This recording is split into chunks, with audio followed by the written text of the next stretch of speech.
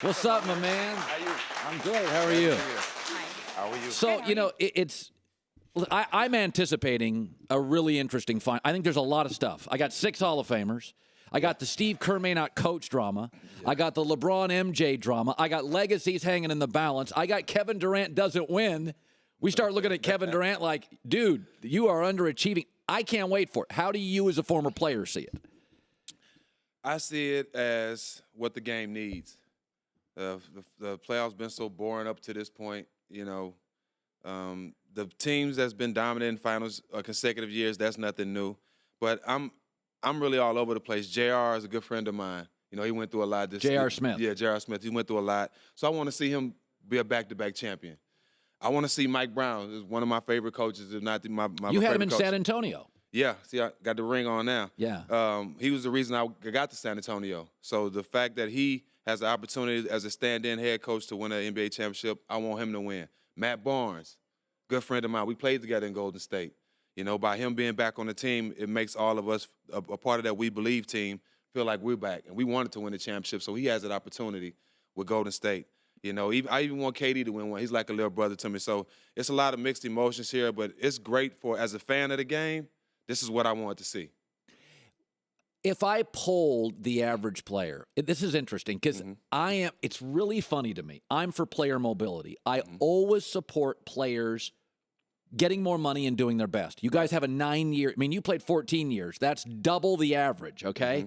But it's interesting. There's a lot of players out there. Enes Kanter said this morning on Clay Travis's show, he's rooting for LeBron. He doesn't like this guy going. So how do you guys reconcile it? You want to be able to move to the best team, but if I polled every player in the league, Steven, are more pulling for LeBron than KD and Golden State? I would say they're not pulling for LeBron. They just don't want to see KD win. Right. Loyalty, I'm big on loyalty. I'm a loyal guy, so I wouldn't have done it, especially after being up 3-1 in the Western Conference Finals. You and Westbrook are both dominant players in this league. The best thing to do, recruit somebody to come play with you. Don't go sign with Golden State and be a part of what they got going on.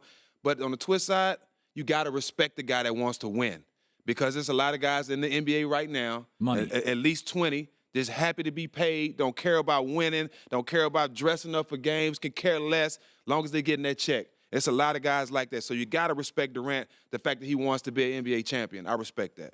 Okay, so when you look, I don't want to get into the LeBron MJ. They're different. One's McDonald's, one's Starbucks. Seriously, it's like they're different businesses, but they're both classified as sort of like fast service. Right. But they're really different. I've always said LeBron's more magic. Michael's like Kobe. One guy's a scorer, one guy's a facilitator that can score. Yeah. But you do get to a point. I want you to speak of this. 7 straight finals. Impressive. Okay, the travel, the fatigue, the minutes. Steven, go to the year you won the championship, all those playoff games. When you came back to camp, were you, what does it do to your body? Getting to the, 6th, 7th game 1 year. And the biggest stat about LeBron that we're not saying is he's had a squeaky clean. He did it the right way on and off the court. How many players have done that? Never had a run-in with the police or anything off the court. LeBron's did everything A1. Under the microscope for forever. 15 years. Yeah, since 18, and hasn't had a scratch on his record. So I commend him for that. But it's hard to make it 7 times, let alone back-to-back. After that season when we won in 2003, by the time I got to training camp, it seemed like I just got through celebrating the day before, because I partied all summer. I partied hard. So let me tell you this. After the championship, the night we won the championship, I had my uniform on to probably 5 in the morning at a hotel partying in the room. So, all kind of stuff was going on. Right. So I still had my uniform on. So when it was time to start the season again, I know I wasn't in the best shape that I needed to be in, because I never thought I'd be an NBA champion. So I celebrated all summer. So to make it back 7 times in a row, to get your body in tune, to celebrate and to shut it down soon enough where you back working and getting ready for the next season, and to be dominant every season, That man, he's in a category of his own. I'm not putting him in no category. Okay, Isaiah Thomas. I believe in this league, you want to be flexible. Now, the only time I will be inflexible as a general manager or owner is if I have a Steph, Right. a LeBron, a Michael, a Magic. If I have a star, I'll be inflexible. But I want to be totally flexible, even if I have good players. So I watched the Celtics. They got blown out with Isaiah Thomas. They got blown out yesterday without Isaiah Thomas. Right. He ain't changing things. They're not close to Cleveland. What do? Do you trade the pick? You have the number 1 pick. Do you move Isaiah? What is your takeaway on what we just saw with Boston in the last 10 days? I look at it like this. They don't have to – he's not up to next year, right? Not this year, right? He can't re-up to next year. It's next season. Year, yes. So, me personally, with the season he had this year, I would see if he can do it again. I would take that pick and try to get a Paul George or a Gordon Hayward, because they're not that far from Cleveland if they get a guy like that. Now, he can score, but people always say he's a liability on defense. Hey, James Harden's a liability on defense. It's a lot of point guards that don't play defense. I can name a lot of them, but he's just one of them. So you can't say he's a liability on defense. There's a lot of point guards, a lot of players, small forwards. Hey, this year they hack-a-shacked a small forward in the NBA. I've never thought I'd see that in my life. But the shooting guard, small forward for Oklahoma, Roberson. Yeah. When have you ever thought you'd be watching an NBA game where they're hack-a-shacking a guard?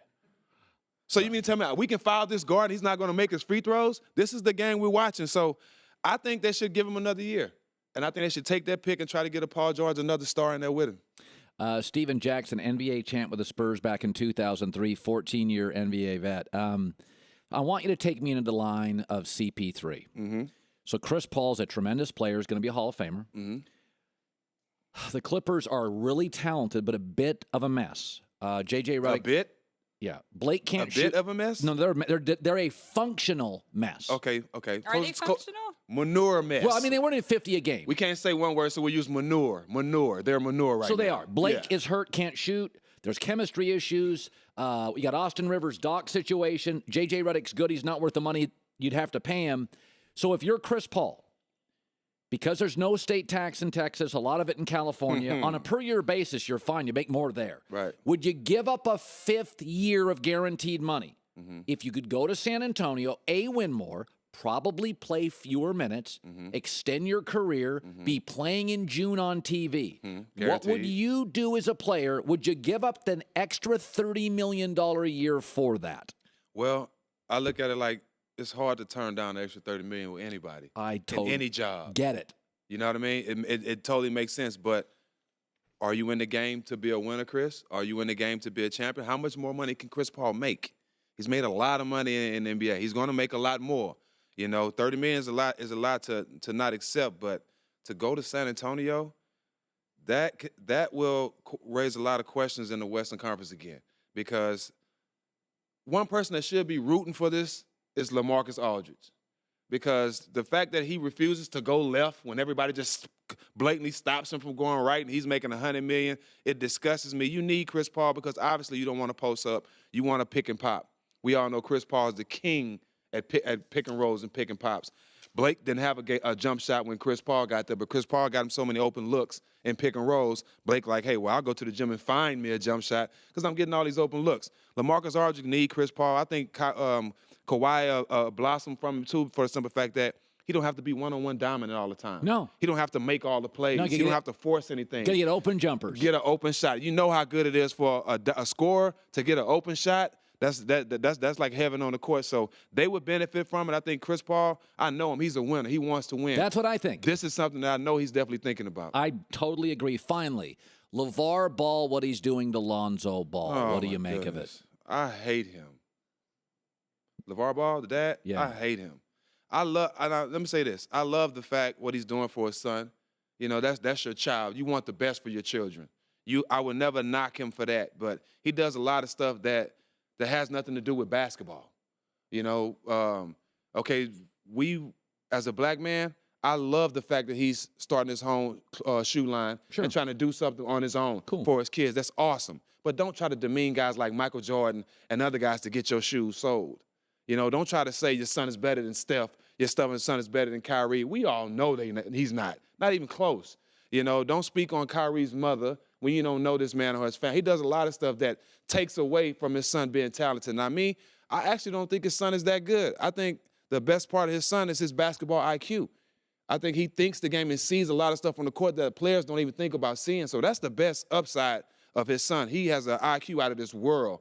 Hopefully his game catches up with it. But me, he's not a guy that's going to go to a team and just take him to the championship. He's not a LeBron James. You know, he's not that type of player. So I love some of the things his dad do, but his mouth gets him in a lot of trouble, and it's taken away from the talent that his son could be. Good seeing you, Steven. Thanks. Anytime. I love to be here. Turn you on TV. You're on one network 1 week. You're on this network. You are, dude. You can play at so many levels. Hey, I sleep when I die. I'm working.